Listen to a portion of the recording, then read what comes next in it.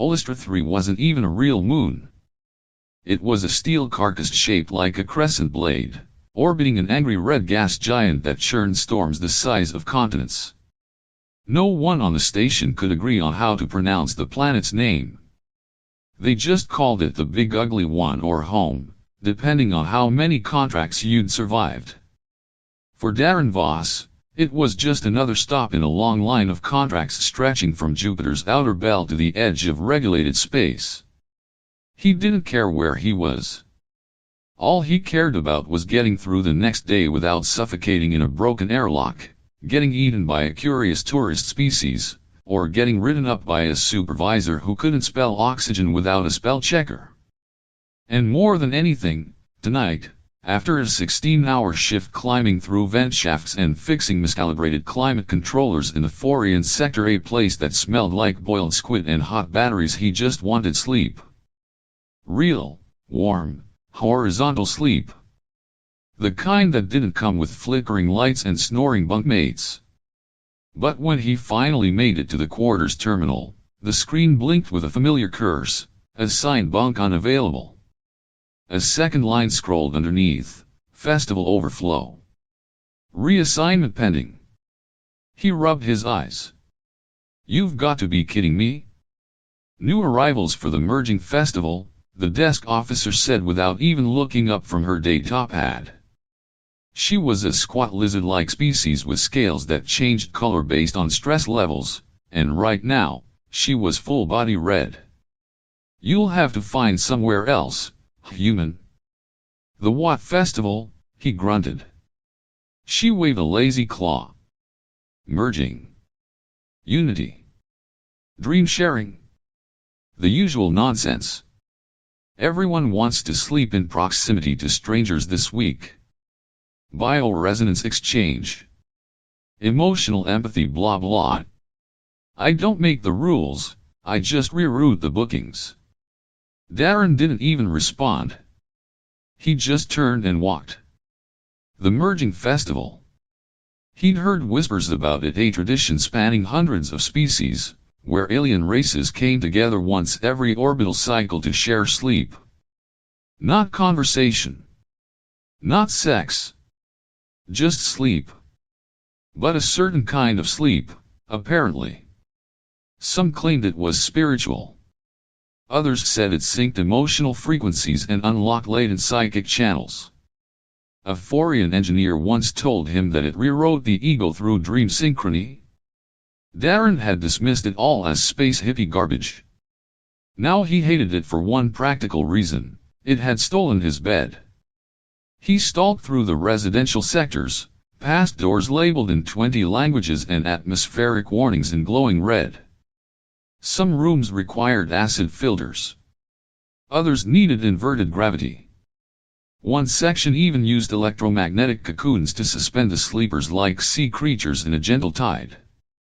Daren passed them all, eyes bleary, jaw clenched. He wanted something simple. Something human-shaped. That's when he saw it. A hallway. Dim, empty. The overhead lights buzzed in the way only half-maintained corridors did. At the end of the passage sat a single sleep pod, blinking green. He stopped. The design was odd. Sleeker than most station-issued models. The exterior shimmered faintly, a soft pearl scent tone that changed slightly depending on the angle he looked at it, like oil on water. A smooth glyph was etched onto the surface in glowing script, curling and alien. Below it, a small placard in fractured galactic basic read something he was too tired to care about. A handwritten note, barely taped on, flapped in the breeze from a nearby vent. He didn't read it. Didn't care. The green light meant unoccupied. And that was all he needed. He pressed his hand against the access panel. It hummed. The pod hissed open with a quiet grace, like something ancient breathing for the first time in centuries. The inside glowed with a gentle blue light, and the sleeping surface looked almost alive. It shimmered like fur but pulsed with warmth, like skin. Not exactly synthetic. Not exactly natural. Just inviting. "I'll take weird over homeless," he muttered, stepping inside. The moment he lay down, the surface conformed to his body like memory foam made from dreams. It was warm, musky in a not unpleasant way, and strangely cradling. The pod sealed around him with a hiss of pressure equalization. A melodic tone played in his ears. Then silence. He didn't even get to mumble a full complaint. His brain was gone before he could finish a sentence. And as the pod's internal systems began their quiet calibration, something older than the station itself awoke in the circuits. Something that had waited years for a biological match. Something that pulsed a single word across ancient channels. Bond detected. Daren didn't wake up so much as surface slowly, thickly, like crawling through syrup back toward consciousness. At first, it was just warmth. Deep, comforting warmth, like being buried in sun-soaked blankets. Then came the smell, something wild and sharp, like ozone mixed with crushed leaves and skin after rain. Not human. Not unpleasant either. Then came the breath.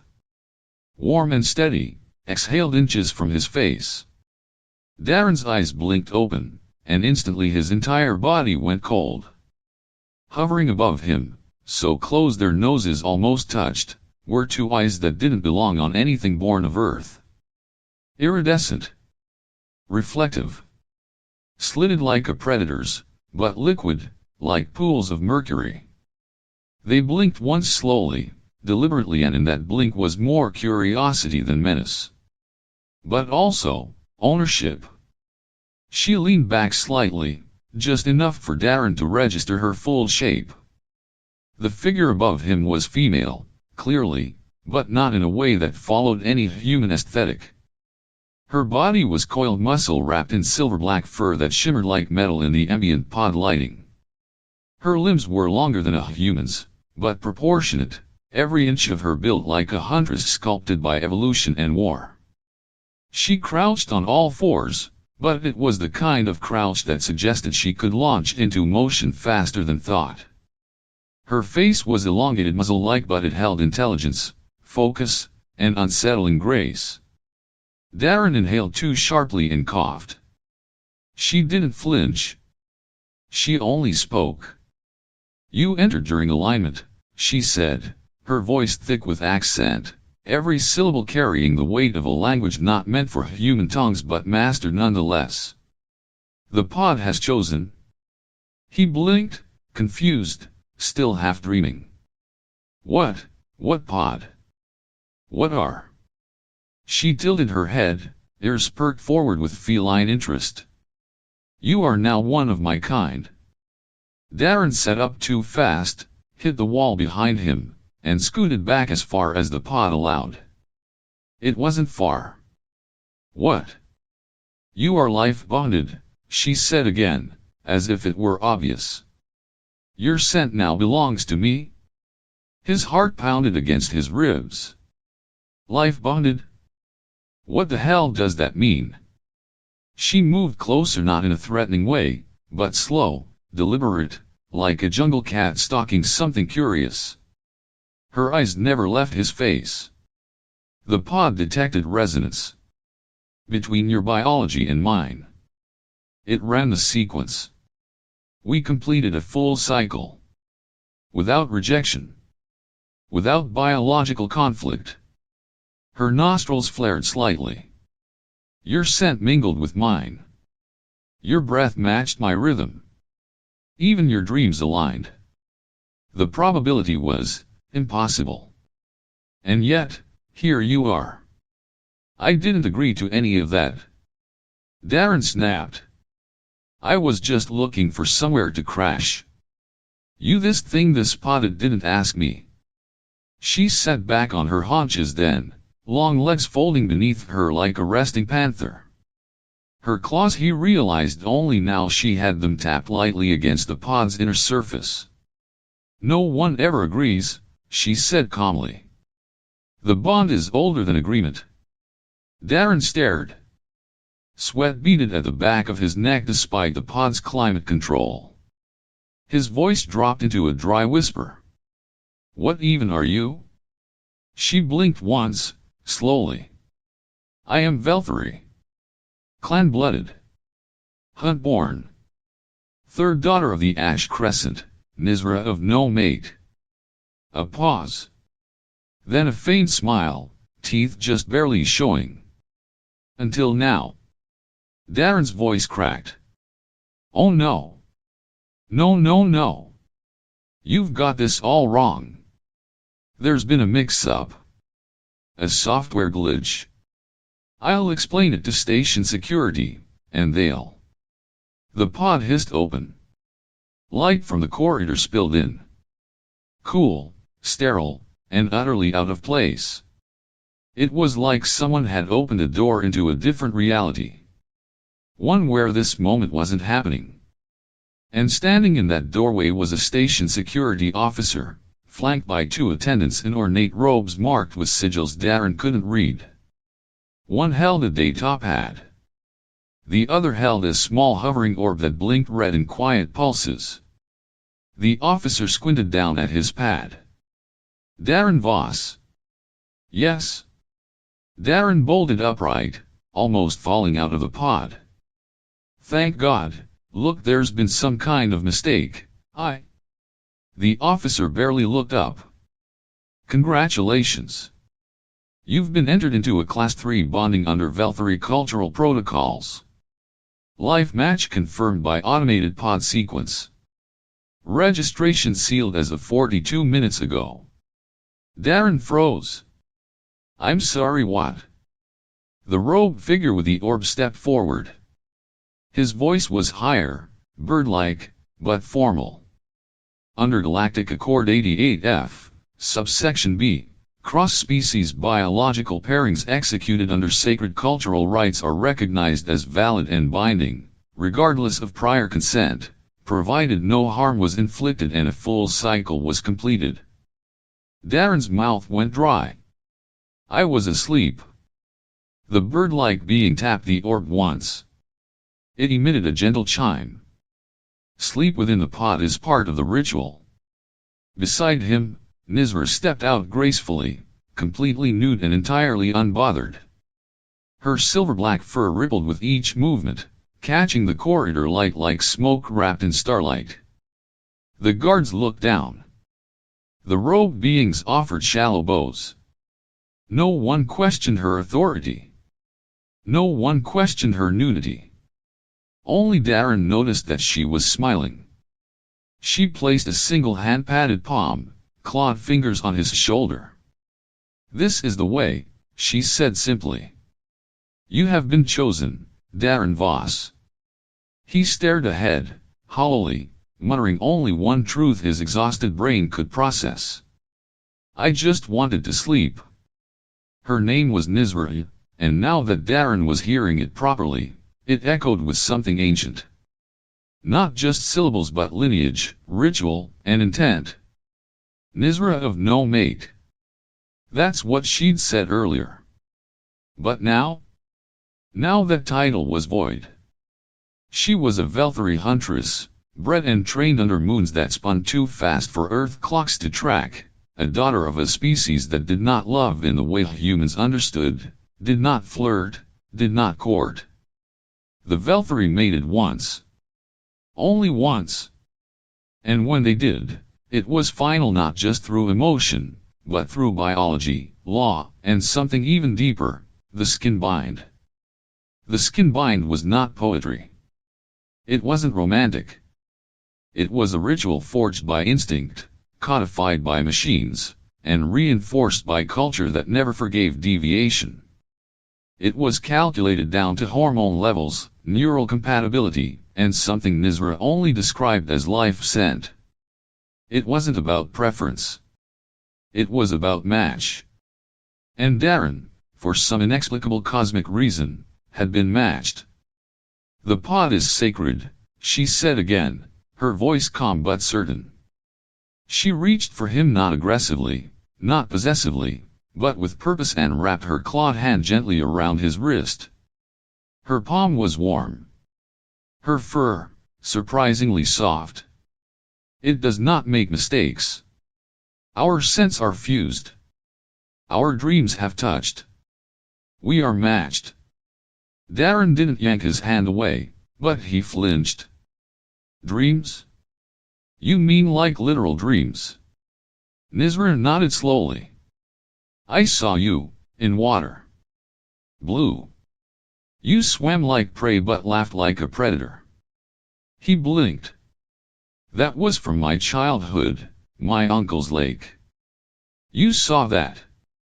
Only what the pot allowed, she said, voice low. But it was enough. Daren gave a short, exhausted laugh, the kind that comes just before full mental collapse. So what, you dream of me, and now we're married? Better, she replied with zero irony. We are life-bound. Before he could respond with something sarcastic or terrified or both, the air changed. A subtle hum vibrated down the corridor walls, and the lights dimmed by a single shade. Station security had arrived.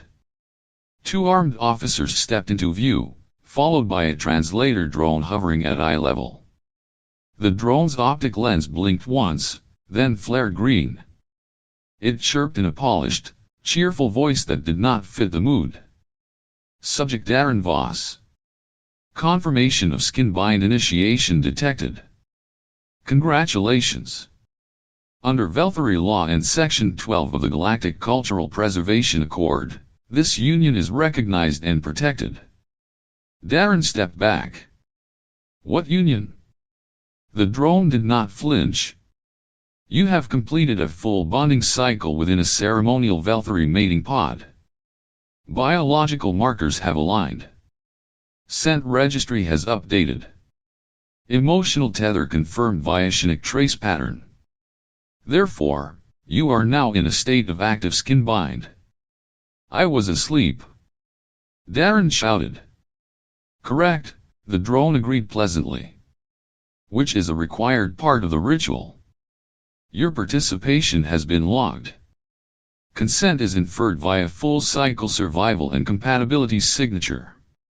He turned to the guards. You can't be serious. This has to be illegal. This is some kind of sick cult scam or... The taller officer, a human, shifted awkwardly. Listen, sir, it's not a scam. I've read about these pods. They are relics.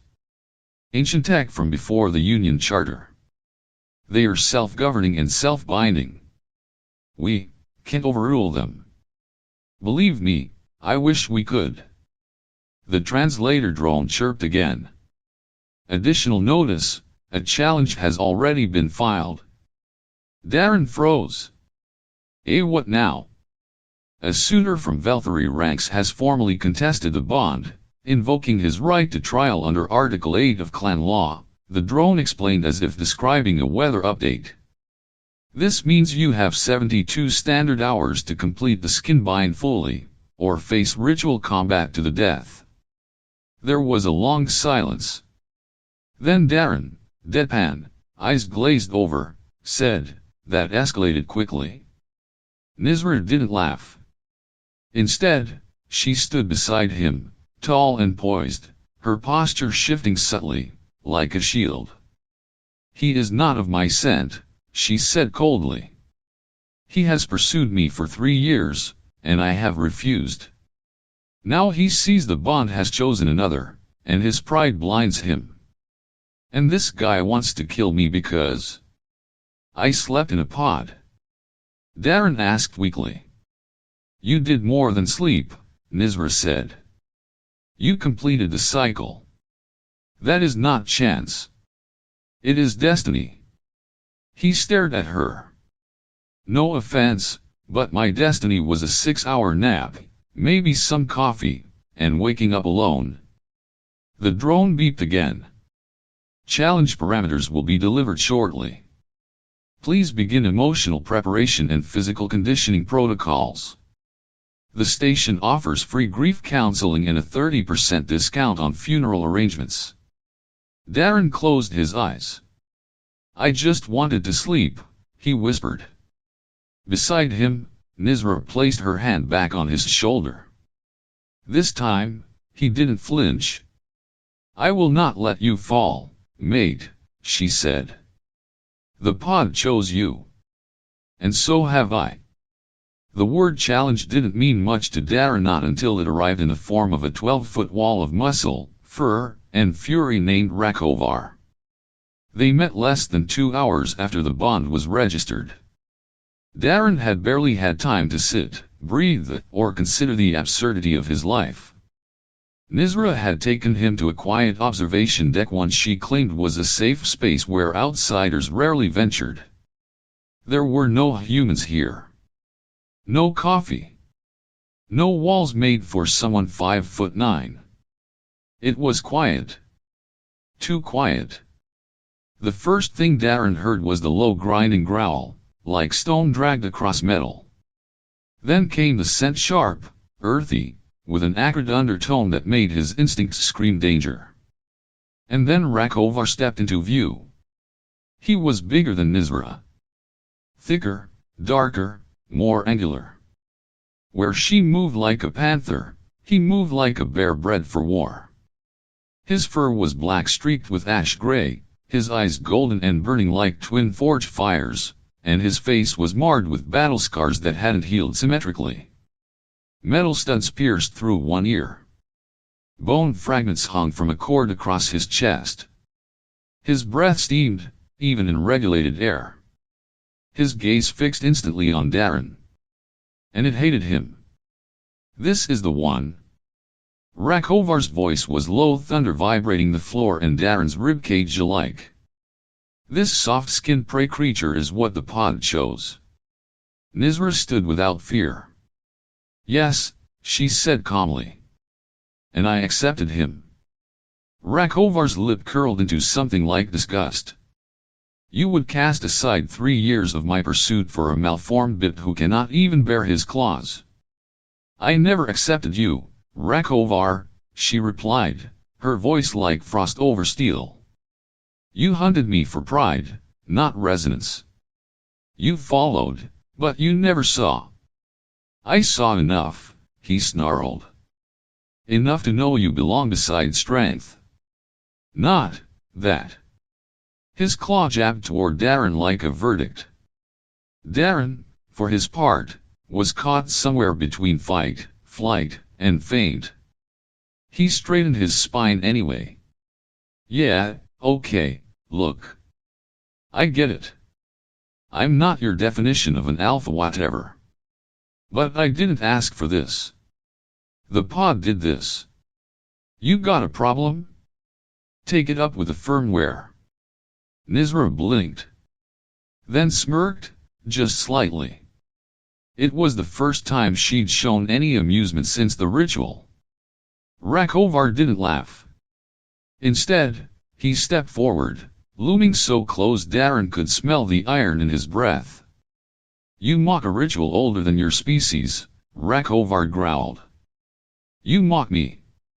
I mock the fact I have a death timer because I napped in the wrong pod, Daren shot back, anger overriding fear now.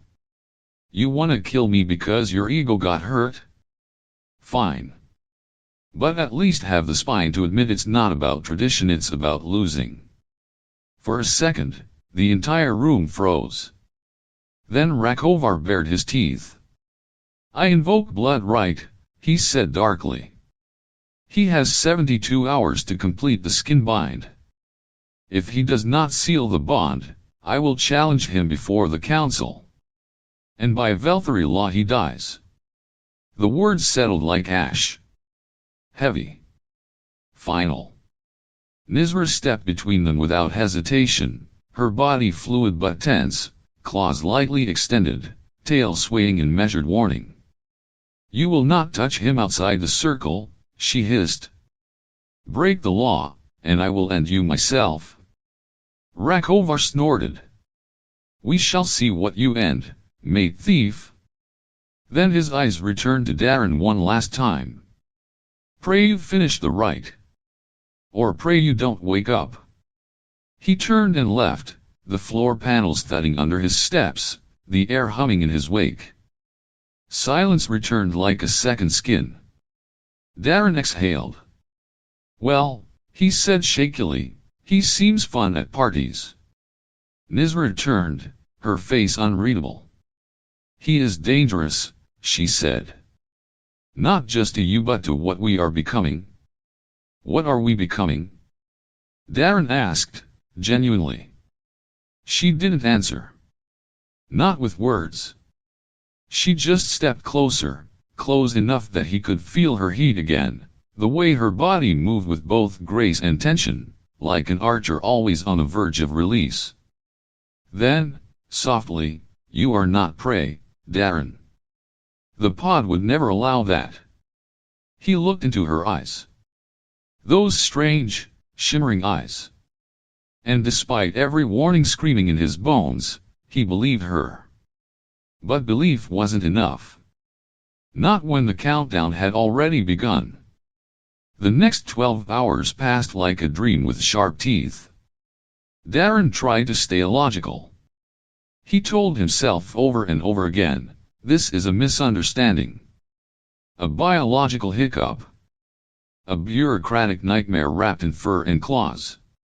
But each time he repeated that mantra, it grew more hollow. Because every time he moved, he felt it to change. It started subtly. His sense of smell sharpened. Not dramatically, not like in the movies where someone suddenly sniffs out danger from a mile away, but enough to notice that recycled air now carried layers he'd never picked up before. He could tell who had passed through a corridor just by the trace of oil from their skin or the kind of metal they worked with. And Nizra, she had a scent that pulled at his thoughts like gravity. Warm and strange. Familiar and dangerous. Every time she was near, his heartbeat skipped. Not from fear. From something else. Then came the dreams.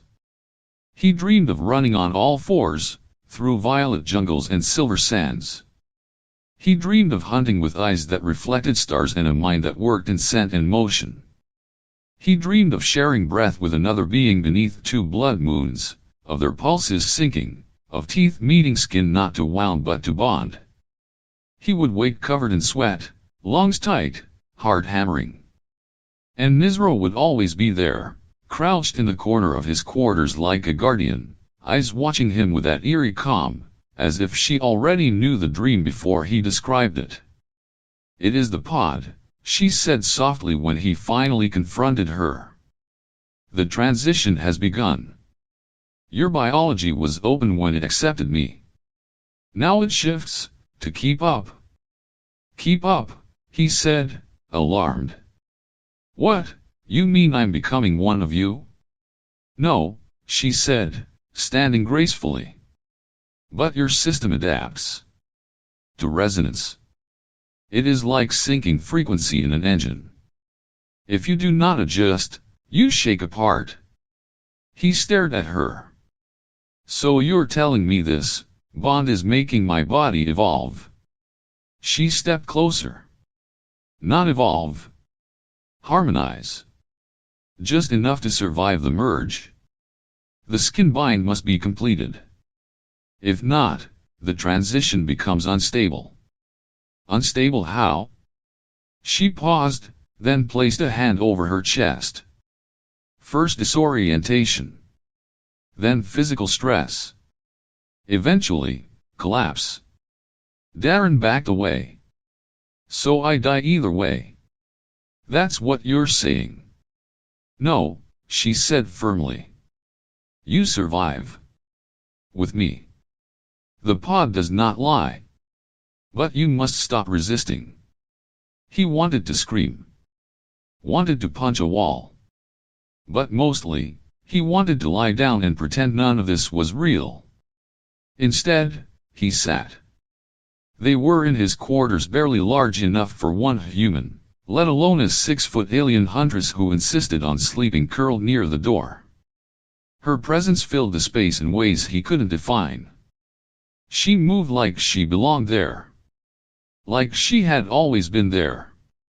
And disturbingly, part of him didn't mind.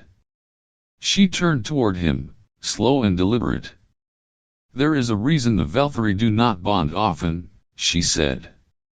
"We wait for resonance. Real resonance. A connection that cannot be manufactured." The pod felt that between us. Daren looked up. "But I didn't feel it. Not until it began changing you," she finished. He swallowed. "Yeah." For a moment, neither of them spoke. Then, Nizra stepped closer. She crouched to his level, eyes level with his, the muscles in her arms relaxed but coiled beneath the surface. "You fear the bond. That is natural.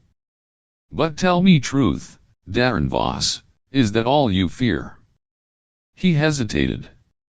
Then said quietly, "I'm afraid of wanting it." She leaned in, slow enough that he could back away if he chose, but he didn't. Her forehead touched his, just briefly. A Velthari gesture, he remembered. Deep trust. Silent claim. "You already do," she murmured. "Your breath tells me. Your skin tells me. Even your dreams tell me." "Maybe," he said, closing his eyes for a moment. "But I'm still human." "Yes," she said, not as a challenge, but as recognition. "And that is why the pod chose well." Then, without ceremony, she stood and stretched long limbs, flexing like a cat warming up for a fight. "Sleep again tonight," she said. "Let the rest finish. If you reject it in your heart, it will stop. But if your body continues to open, what happens?" She gave a small smile that showed too many teeth. "Then we finished what the pod started." Daren exhaled, slow.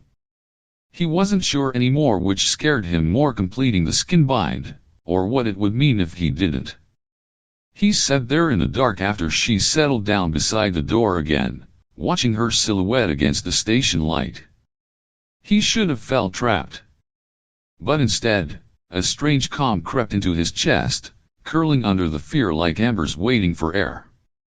He still didn't understand what was happening to him. But something primal, something deep, whispered that maybe, just maybe, it was already too late to turn back. And maybe he didn't want to. The message came at precisely the 36-hour mark. It arrived not as a summons, but as a declaration, challenge initiated. Trial to be witnessed by counsel. 18 hours until right. Prepare accordingly. No escape clause. No option to delay. No hidden click here to appeal link. Just 4 lines, glowing red on his data pad, pulsing like a countdown to execution. Daren read the message 3 times, then dropped the pad on the floor. 18 hours, he muttered. Fantastic. Nizra was already standing. She hadn't needed to read the message. Her ears had perked before the message even hit his inbox, like she'd felt the words moving through the station's air currents. "They move faster than I expected," she said, voice low, nearly emotionless. "Rakovar must feel your hesitation." "I'm not hesitating," Daren snapped. Then sighed. "I'm considering my options." "You have to," she said flatly. "Complete the Skinbind, or fight." "Great," he said bitterly. "Either I have alien sex I'm not ready for, or I die in an arena against a werewolf with rage issues." Nizra blinked slowly. "You make it sound so crude." "Well, forgive me, Nizra, I didn't study xenocultural mating rites before breakfast this week." She didn't flinch. Instead, she turned away and tapped a command into the room's console. The lights dimmed. The gravity shifted slightly. A portion of the floor slid open, revealing a padded training surface beneath. "You will not fight Rakovar as you are," she said. "You will lose." Instantly. Daren didn't respond. He didn't need to. They both knew it was true. "He has killed 3 suitors," she continued. "Each one trained. Strong. Velthari born. You are not. Thanks for the vote of confidence. But you are adaptable," she added, finally turning to face him. "Fast. And you think like prey." "Prey." She nodded. "Prey survives.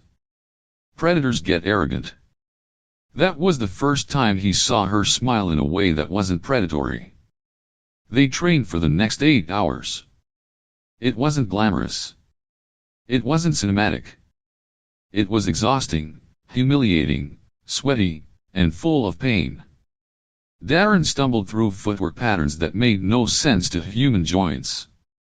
He mimicked strike deflections based on scent predictions, something only Nizra could demonstrate. She taught him how to duck, how to fall, how to move when he couldn't think. He bruised. He cursed. But he didn't stop. "You have a hunter's brain," she told him during a break. "You watch angles. You calculate. That's because I'm trying not to die. That's why you might win." He sat on the floor, breath ragged, sweat dripping from his forehead. "There's no scenario where I beat Rakovar. He's too strong." She crouched in front of him, hand resting on his chest. "Then don't beat him. Outthink him. Outlast him. The council doesn't require a kill. Only survival." He blinked. "Wait, are you saying I just have to not die?" "For one cycle of the ritual ring," she nodded. 12 minutes. 12 minutes against a murder bear? Exactly. He stared up at the ceiling. "That's both better and worse than I expected." Later, as the station shifted toward simulated night, she returned from the corridor carrying 2 objects. One was a blade not large, but curved and black, clearly ceremonial. The other was a folded garment, dark blue with silver edges, adorned with a symbol that glowed faintly like starlight. "The arena requires formal dress," she said, setting the robe down. "And this is your weapon." Balanced a human hand. Council approved. He took the blade slowly. It felt warm. Like it had been waiting for him. Then Nizra knelt beside him. "Daren." Her voice was low. Not commanding. Not feral. Just, her.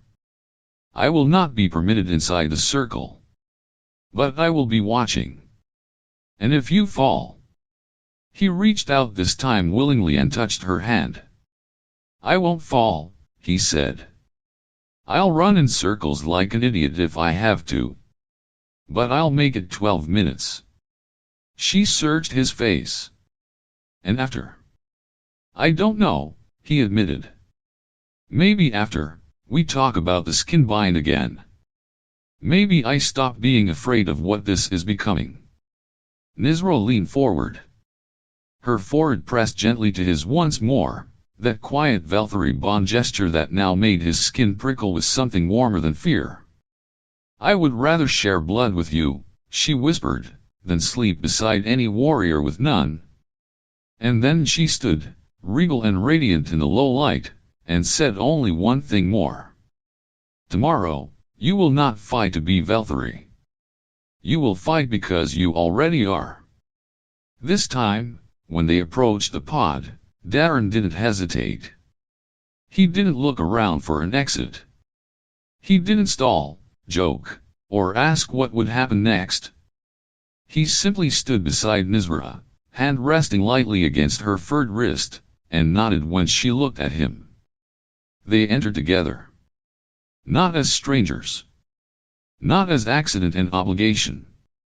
But as two beings who had faced the storm, walked through it, and found, somehow, something worth holding onto in the wreckage. The pod hissed open and welcomed them as if it had been waiting. Blue light pulsed softly inside like a heartbeat. Daren stepped in first this time. Not running. Not hiding. And when Nizra followed, curling beside him with the fluid grace of a creature built for shadow and silence, he felt something strange settle in his chest. Peace. Not safety, not certainty, just peace. No words were spoken. There didn't need to be. The pod closed. The cycle began. And together, they let it happen. It wasn't like sleep. Not this time. It was deeper than that. A joining not just of skin or scent, but of memory and pulse. He saw through her eyes moons he'd never walked, hunts he'd never lived, the cold solitude of being desired by many but understood by none. She felt his first heartbreak, his fear of mediocrity, his secret childhood longing to be chosen for something beyond chance. Their thoughts braided. Their pulses synced. And when the cycle ended, hours later, they emerged transformed.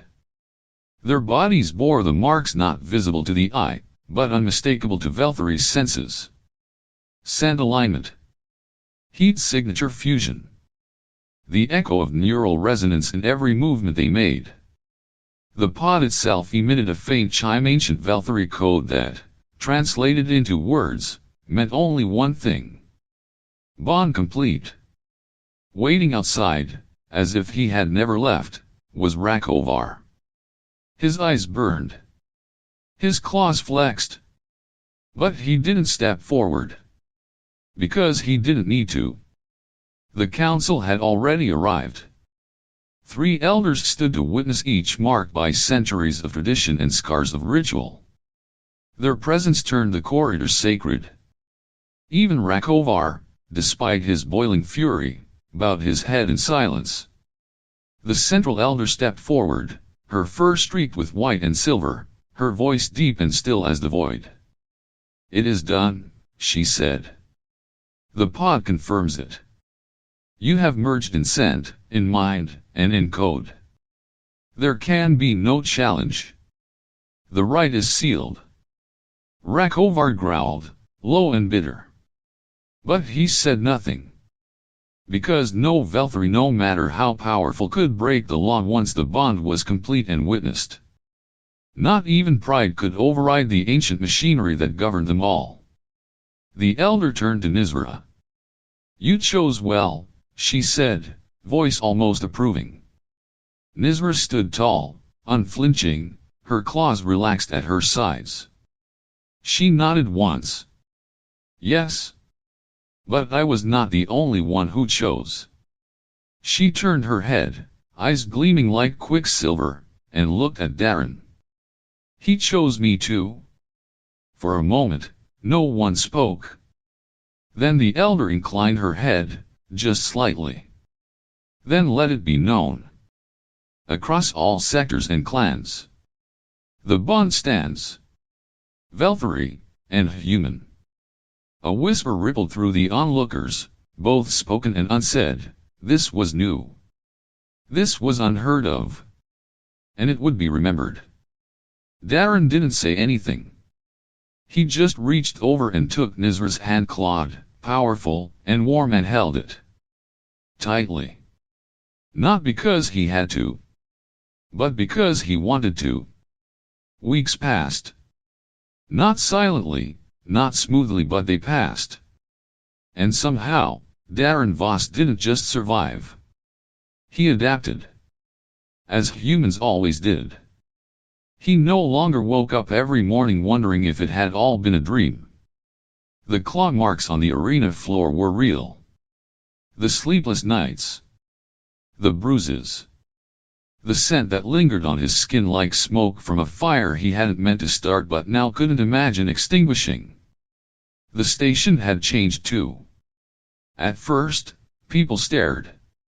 Whispers followed him wherever he went. Some human technicians still didn't know whether to congratulate him or call security. A few even made bets on how long he'd survive cohabitating with a Velthari warrior. One brave soul tried to ask him if the rumors about the pod stuff were true.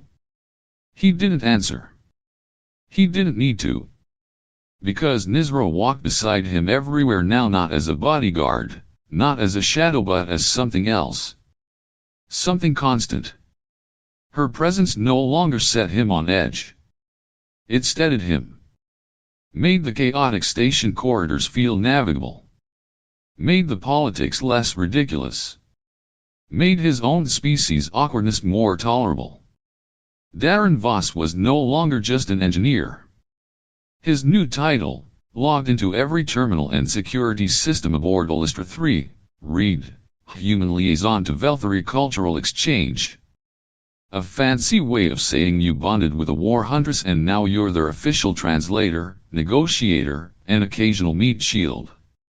His quarters had been upgraded accordingly. Now it was a multi-species living unit, modified for dual biologies. Gravity stabilized. Scent regulated. Noise dampened, though that part didn't help much when Nizra slept. The first time he heard her snore, he thought someone was cutting into the bulkhead with a plasma torch. Now, he couldn't fall asleep without it. The mornings were strange. He'd wake with her curled beside him, her breathing slow, claws barely retracted, tail sometimes wrapped around his leg like a question mark made of muscle and instinct. She radiated warmth, and her scent filled the room, not perfume, not artificial, just her. Wild. Grounding. Real. Sometimes she spoke in her sleep. Sometimes she twitched as if dreaming of old hunts. And sometimes, she'd shift just enough to press her forehead lightly against his Velthari intimacy, even in dreams. One evening, after patrol, they sat on the balcony of their quarters. The gas giant glowed in the sky like a burning eye, and the artificial rings of the station spun quietly beneath them. Nizra cleaned her blade with practiced care, humming a tune only her kind could sing, low and layered like overlapping echoes. Daren sipped something vaguely resembling coffee, legs stretched out, gaze lost in the stars. You still don't believe it, she said without looking up. He smiled. Is it that obvious? Only to someone who dreams your dreams. He chuckled. It's just, this wasn't supposed to happen. I came to this station to fix things. Wires. Valves. Not relationships. You fixed more than wires, she said softly. You rewrote tradition. You made the pod choose you, even though it was built by Velthari hands. He leaned back, exhaling slowly. I still remember the first thing I said when this started. Nizra turned to him, eyes glinting with humor. I believe it was, I just wanted to sleep. Daren laughed. Yeah. That. He glanced at her, this alien warrior who now knew every inch of his scent, every nuance of his fear, every shift in his breath. She was beautiful in a way no human would define. All angles and poise, and a soul sharpened by 1,000 unspoken truths. But when she looked at him, her face softened. And something in her eyes said home. He reached for her hand, claws and all, and held it. And in the quiet that followed, he whispered into the starlight. I just wanted to sleep. Nizra leaned in, her voice a low, contented purr against his shoulder. Now, she said, you never sleep alone,